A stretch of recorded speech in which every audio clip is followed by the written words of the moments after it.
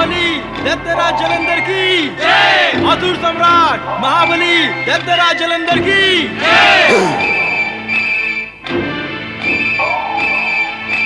प्रिय असुरगण, दैत्य गुरु शुक्राचार्य ने हमें और हमारे असुर जाति को एक नया जीवन प्रदान किया है। भविष्य में भी हमें इनसे बहुत कुछ प्राप्त होगा। भगवान शिव की आराधना करके इन्हें वरदान स्वरूप अनेक सिद्धियां प्राप्त हुई हैं। इनके आशीर्वाद से असुर और भी अधिक शक्तिशाली हो गए हैं। दैत्य गुरु शुक्राचार्य की जय। दैत्य गुरु शुक्राचार्य की जय।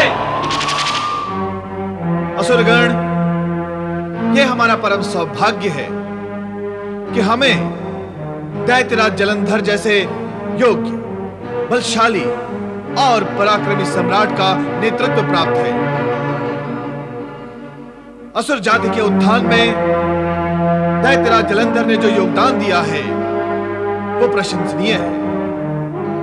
ऐसे सर्वप्रिय सम्राट के विषय में मैं एक प्रसन्नता भरी घोषणा करना चाहता हूं। अवश्य करें गुरुवर।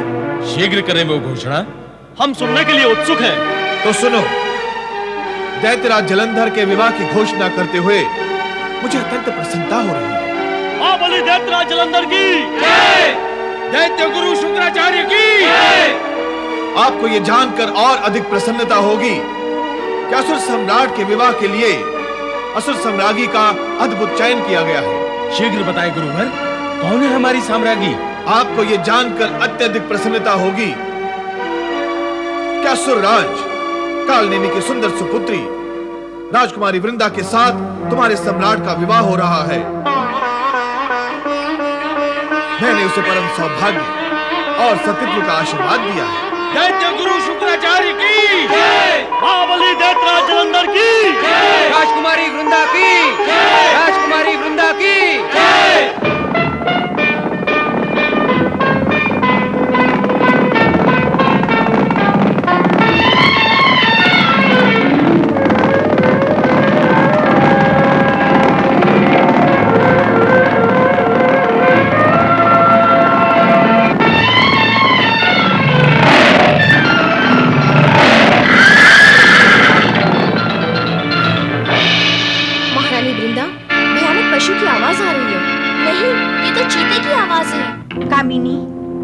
राजकुमारी वृंदा के होते हुए तुम्हें भयभीत होने की कोई आवश्यकता नहीं है। तुम दोनों यही प्रतीक्षा करो, मैं देखकर आती हूँ।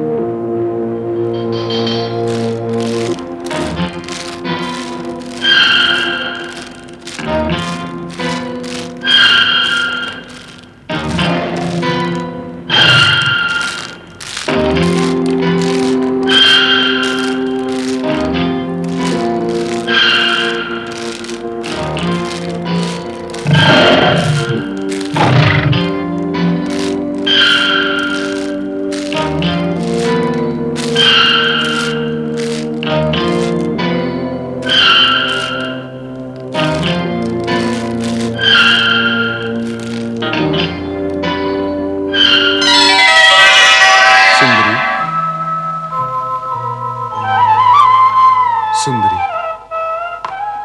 मैं ये पुष्प गुच्छा आपको भेंट करके आपसे प्रणय निवेदन करने के लिए इच्छुक हूं। कृपा करके मेरी भेंट स्वीकार करें। कदापि नहीं।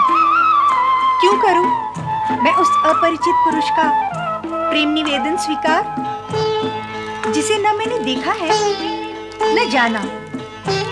मैं पर पुरुष की भेंट कदापि स्वीकार नहीं करूंगी। पर पुरुष? आप राजकुमारी हैं और मैं वन देवता। मैं सभी प्रकार से आपके लिए योग्य हूं। मेरी उपेक्षा करना आपके लिए उचित नहीं। देखो वन देवता, वन दानव जैसी बातें न करो। जो सभी प्रकार से मेरी योग्य है, उस असुरराज जलंधर के साथ मेरे पिता कालनेमी और हमारे गुरु शुक्राचार्य ने मेरा विवाह निश्चित कर दिया है। अब तो वे ही मेरे सर्वस्व हैं। उनके अतिरिक्त मैं अन्य किसी के विषय में विचार भी नहीं कर सकती। अब तो अन्य सभी पर पुरुष ही हैं।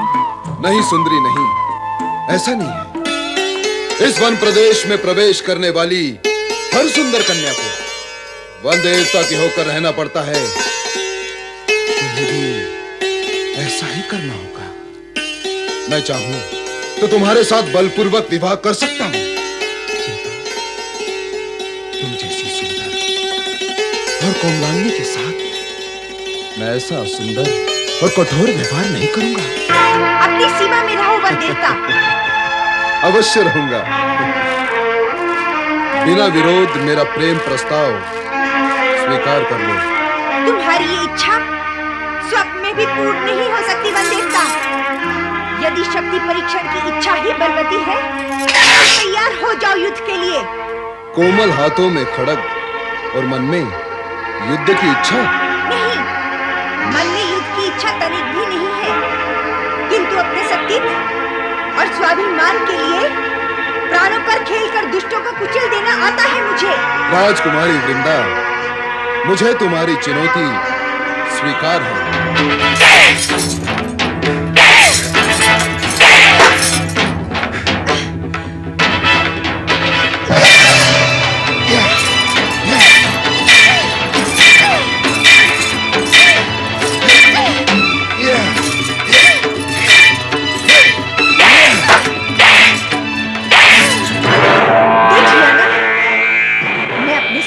स्वाभिमान की रक्षा कर सकती हूँ ना?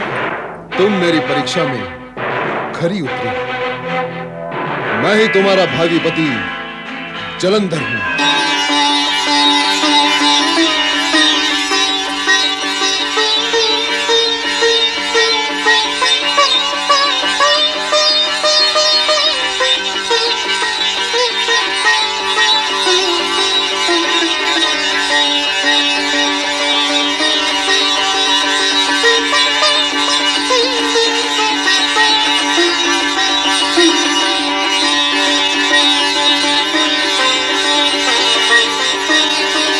मैं तुम्हारी वीरता और साहस से अति प्रसन्न हूं। ये जानकर कि मैं ऐसी वीरांगना को पत्नी के रूप में प्राप्त करूंगा। अब शीघ्र मैं तुमसे विवाह कर तुम्हें राज सिंहासन पर बिठाऊंगा। महाबली जलंधर की असुर महारानी वृंदा की असुर राज महाबली जलंधर की असुर महारानी वृंदा की असुर राज जलंधर की असुर महारानी वृंदा की असुर राज जलंधर की असुर महारानी वृंदा की असुर राज जलंधर की असुर महारानी वृंदा की असुर राज जलंधर की असुर महारानी वृंदा की असुर राज जलंधर की। प्रिय असुरगण, आज से महाबली असुर राज जलंधर के तेजस्वी भाग्य के साथ असुर कन्या वृंदा का सौभाग्य भी जुड़ गया है। भाग्य की गति बलवती हो गई है। अब जलंधर की अपरिमित शक्ति के सम्मुख कोई भी शक्तिशाली मित्र अथवा शत्रु टिक नहीं सकता। गुरुवर शुक्राचार्य की जय, महाबली जलंधर की जय, गुरुवर शुक्राचार्य की जय। अब महाबली से हमारा यही परामर्श है कि वे विश्व विजय का अपना अभियान तुरंत आरंभ कर दें और इस विजय अभियान में सर्वप्रथम असुर जाति के शत्रु देवताओं पर आक्रमण करके स्वर्ग पर अपना अधिकार स्थापित कर दें। गुरुवर शुक्राचार्य की महाबली जलंधर की गुरुवर शुक्राचार्य की। हाँ असुरराज, अभियान आरंभ करें। आपकी सुरक्षा के लिए मेरी असुर सेना आपके पीछे रहेगी। अपने जामाता को स्वर्गाधिपति देखने के लिए मेरा मन भी आतुर हो रहा है। किंतु असुरराज कालनेमी, हम कायरों की भांति स्वर्ग पर अचानक आक्रमण नहीं करेंगे। ऐसा करके हम अपने शौर्य व पराक्रम का अपमान नहीं होने देंगे। तो फिर वो कौन सा उपाय है गुरुवर, जिससे हमारे सम्मान की रक्षा हो सके और हमारा उद्देश्य भी पूर्ण हो जाए? हम पहले देवराज इंद्र को संदेश भिजवाएंगे कि वे स्वच्छ से स्वर्ग असुरराज जलंधर के अधीन करके असुरों की अधीनता स्वीकार कर लें। यदि वे ऐसा कर लेते हैं तो हमें आक्रमण करने की आवश्यकता नहीं होगी। किंतु देवराज इंद्र क्या स्वेच्छा से अधीनता स्वीकार करेंगे? यदि वो ऐसा नहीं करेंगे तो आक्रमण होगा। गुरुवर का परामर्श उचित ही है। हमें पहले इंद्र के पास अपना दूत भेजना चाहिए। मेरा विचार है हमें सेनापति धस्मर को वहां भेजना चाहिए। सेनापति धस्मर, तुम्हें स्वर्ग में देवराज इंद्र के पास असुर राज का संदेश ले जाना है। अपनी कूटनीति से देवराज इंद्र को हमारी अधीनता स्वीकार करने के लिए तैयार करना है। ये देवगण अत्यंत कुटिल होते हैं। ऊंचे स्वर में बोलें तो उत्तेजित न होना, मधुर वाणी से भी भ्रमवश उनके माया जाल में न आना। आपके आदेश का पालन होगा गुरुवर। जाओ, विधाता तुम्हें सफलता प्रदान करे। सफलता प्राप्त करना तो देवताओं का जन्म सिद्ध अधिकार है देवराज। क्षेत्र राजनीति का हो या युद्ध का, देवगण देवताओं को अपनी बल बुद्धि और कौशल का परिचय देते हुए शत्रु को पराजित करना ही है। यही न्याय संगत है और उचित। अर्थात परिस्थिति और समय अनुसार आचरण करना ही बुद्धिमानी है। देवराज जलंधर का दूत असुर सेनापति धस्मर आपके लिए संदेश लेकर उपस्थित हुआ है और आपकी सेवा में संदेश निवेदन करने की आज्ञा चाहता है। असुरपति जलंधर का दूत का यहाँ आने का क्या प्रयोजन हो सकता है? हमारा तो जलंधर से कोई संबंध भी नहीं है, तो फिर हम क्यों मिले उससे? वरुण देव, हम उससे नहीं मिलेंगे। पर देवराज, किसी भी शक्तिशाली अधिपति के दूत से भेंट न करना धर्म तथा नीति दोनों के विरुद्ध है। आप उसे आदरपूर्वक बुलाएं और ध्यान से उसकी बात सुनें। गुरुदेव, आपका यही परामर्श है तो ठीक है, बुलवा लेते हैं उसे। वरुण देव, दूत को बुलवा लें। जो आज्ञा देवराज।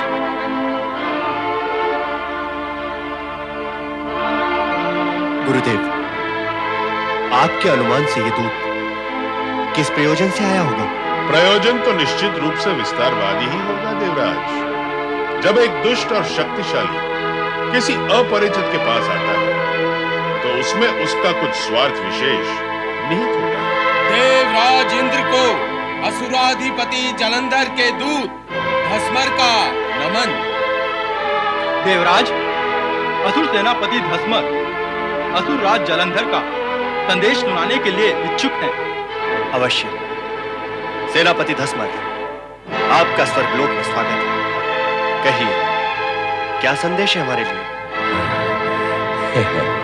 शीघ्र ही इस वैभवशाली स्वर्ग पर हमारा अधिकार होगा। सेनापति धस्मर, कहिए, क्या संदेश है हमारे लिए?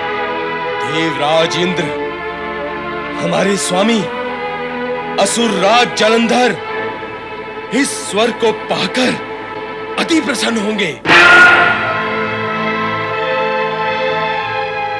देवराज इंद्र, मेरे स्वामी की इच्छा है कि आप उनकी अधीनता स्वीकार कर लें तथा इस स्वर्गलोक की सत्ता को उन्हें सौंप दें ताकि देव असुर युद्ध को टाला जा सके।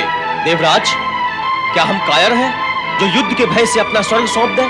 क्यों सौंप दें? इस दुष्ट का यह साहस, इसकी जिह्वा काट देनी चाहिए देवराज। साहस तो इसके स्वामी जलंधर ने किया है देवराज। दंड तो उसे ही मिलना चाहिए। दंड उसे भी मिलेगा, पर इस समय धृष्टता इस दुष्ट के द्वारा हुई है, तो इस दुष्ट को यही समाप्त कर देना चाहिए। मेरे साथ क्रूर और दुर्व्यवहार करने का परिणाम जानते हो? महाबली जलंधर तुम सभी को जलाकर भस्म कर देंगे। सेनापति धस्मर, तुम्हें यहां आने से पूर्व और तुम्हें यहां भेजने से पूर्व क्या तुम्हारे महाबली जलंधर को परिणाम का ज्ञान नहीं था? उसने तुम्हें यहां भेज दिया और तुम संदेश लेकर आ गए। क्या हम तुम्हें स्वर्ग सौंप देंगे? मिट्टी के बने हुए हैं हम। कुशल समझो, कुशल समझो कि तुम दूत हो, अन्यथा मैं। अन्यथा? अन्यथा क्या? तुम मेरे प्राण ले लेते? मन की इच्छा पूर्ण करके देख लो देवराज इंद्र, फिर उसका परिणाम भी देख लेना। तुम बार बार हमें परिणाम का भय दिखाकर आतंकित कर रहे हो। इसकी मन और वाणी पर असुर जलंधर बैठा हुआ बोल रहा है देवराज। इसे समाप्त कर दे देवराज, इसकी वाणी पर विराम लग जाएगा। तुम सत्य कह रहे हो मेघदेव, यही उचित होगा। नीच, अधम, नहीं देवराज, नहीं।